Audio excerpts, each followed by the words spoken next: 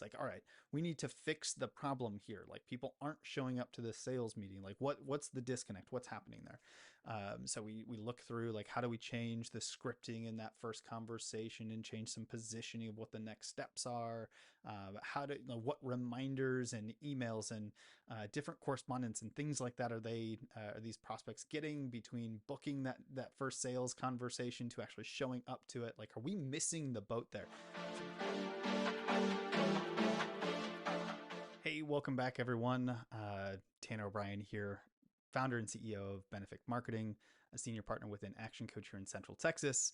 And we're back. I'm back here. It is Friday, May 10th at time of recording this. And this is another kind of weekly recap as I kind of look back at the week overall and some, I don't know, sometimes it's harsh lessons learned, sometimes it's just general lessons learned or observations or things like that that I've kind of, in reflection are valuable in the world of business, in the world of marketing, in the world of entrepreneurship and personal self growth and development.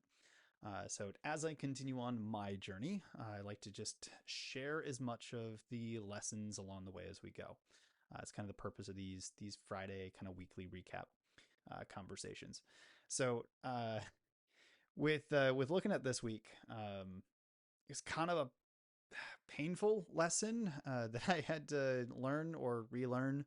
And it goes all the way back to, for many of you that have had the opportunity to kind of follow some of the previous conversations and videos and things like that that I've done. I talk a lot about the numbers, especially when it comes to marketing, but having proper optics in the business. Um, from a lot of different angles and aspects and things like that. And my lesson this week was a clear indication of, once again, why it's so important to be measuring and tracking different things in the business.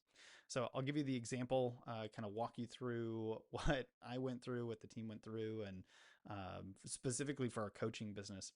That was just a clear indicator of like, dang, this is why we have shifted towards the directions we have with regards to the amount of things that we track and how we measure it and how we look at the data. I think that's probably the bigger context here. So let's just like dive into it so I can kind of give you the scenario. So for the past 2.5 weeks or so, the team and I have gone through and we've been working on like one very specific problem with regards to like our marketing or our sales process. So we have this one strategy that we've been using for marketing.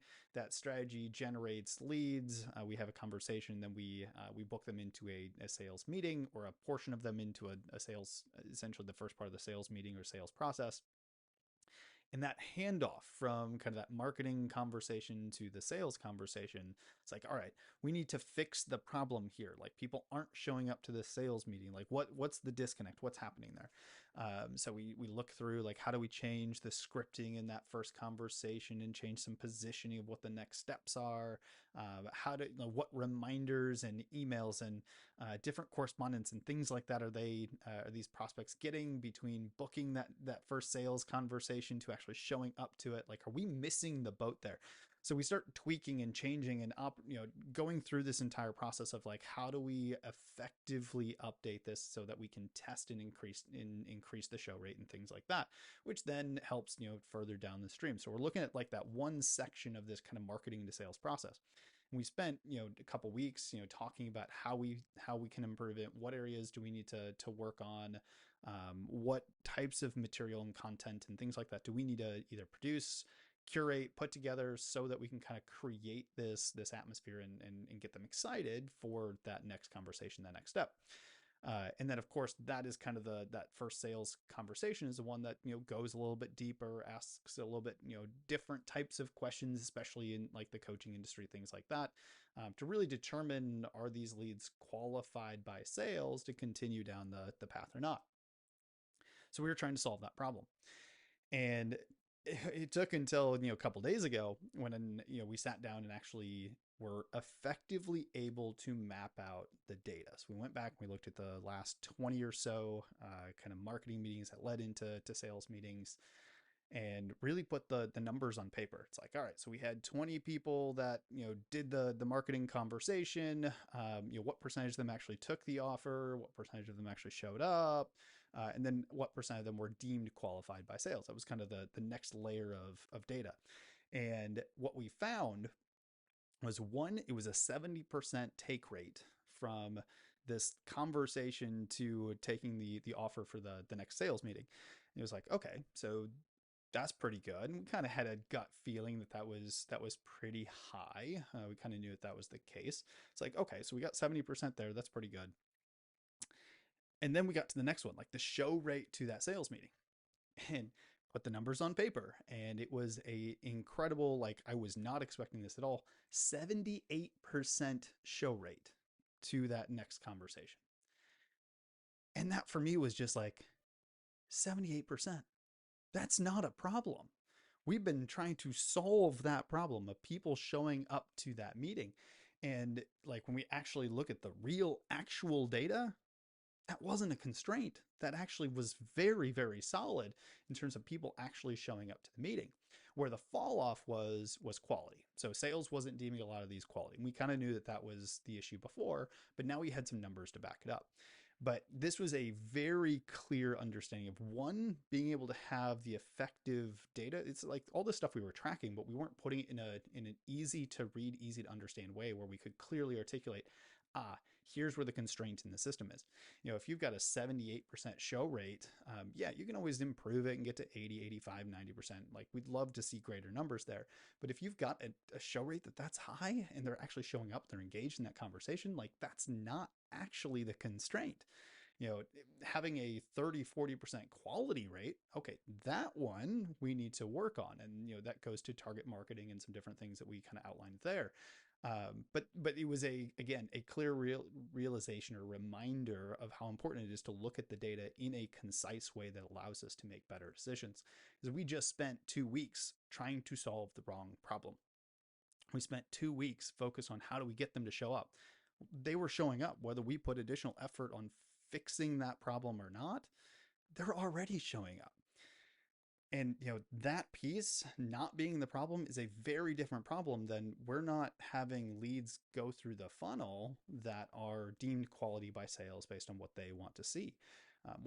That's a lead flow issue. That's could potentially be who's taking the offer and how we're positioning it from that standpoint. With the offer take rate at as high as it was, I don't believe that that's probably where the constraint is. The constraint's closer to lead quality coming into that marketing conversation, and then ultimately making sure that we're really refined on what that target market is and what is quality, deemed quality by sales.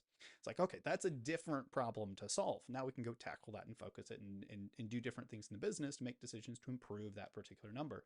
But had we not done this process and reiterated and re-looked at the numbers, we would have continued to try and solve a problem that wasn't actually a problem or a constraint in the business. So that was the big lesson, reminder thing from this week. Just dang, I can't believe that we just tried to solve a problem that wasn't a problem.